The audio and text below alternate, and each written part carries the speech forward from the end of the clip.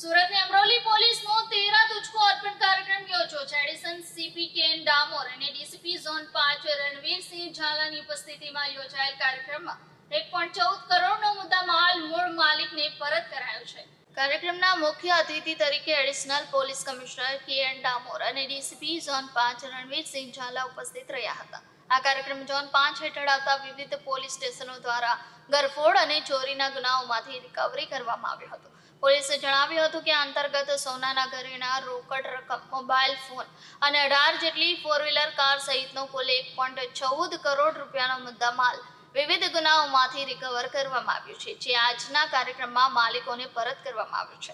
કિંમતી વસ્તુઓ પરત મેળવવા મૂળ માલિકો ખૂબ જ ખુશી અનુભવતા જોવા મળ્યા હતા. તેમણે પોતાનું માલ સામાન સુરક્ષિત પરત મળવા બદલ સુરત પોલીસનો આભાર વ્યક્ત કર્યો હતો.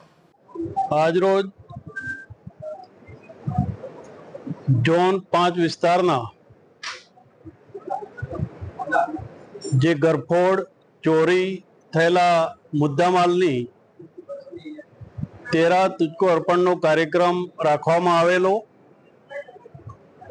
અગાઉ દિવાળીની આસપાસ એક પ્રોગ્રામ રાખેલો હતો અને 1 કરોડની આસપાસ મુદ્દામાલ પરત કરેલો હતો. આજે લગભગ 1 કરોડ 14,32,000ની આસપાસનો મુદ્દામાલ પરત કર્યો છે. એમાં ખાસ કરીને 18 4-વ્હીલર વાહનો છે, એમાં એક ઓડી કાર છે, બાકી બીજા 4-વ્હીલર છે અને 306 મોબાઈલ છે. એક ઘરફોડ ચોરી થયેલી એના લગભગ 23 લાખની ઉપર સમથિંગ ઘરેણા પરત કરવામાં આવે છે.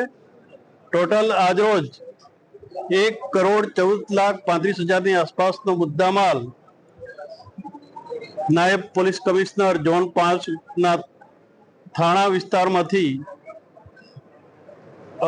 પરત કરવામાં આવેલો છે.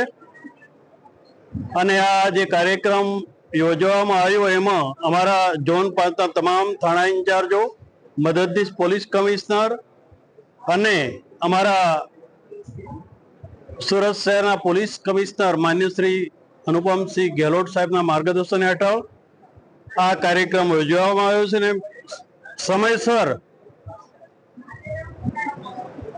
જે લોકોના ચોરી કે ગરફોડ થયેલી એ મુદ્દામાલ આજરોજ પરત કરવામાં આવેલો છે. એમાં સતત અમારા પોલીસ કમિશનર અનુપમ ગેહલોત સાહેબનું માર્ગદર્શન પૂરું પાડેલું છે.